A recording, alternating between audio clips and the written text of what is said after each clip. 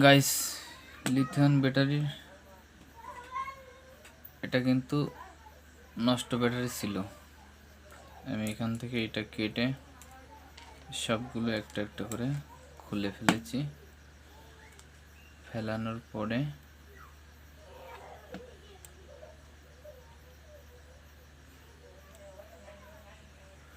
এই ভিতরের থেকে কানেকশন বের করেছি। এই কানেকশন কিন্তু বাইরে আসতো না।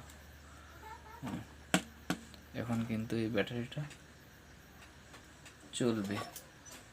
আমি চেক করে দেখাচ্ছি।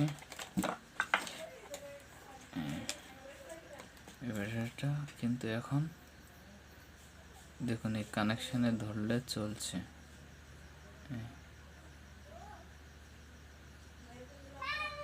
চাইলে কিন্তু এভাবে ব্যাটারি ঠিক করে নেওয়া যেতে পারে।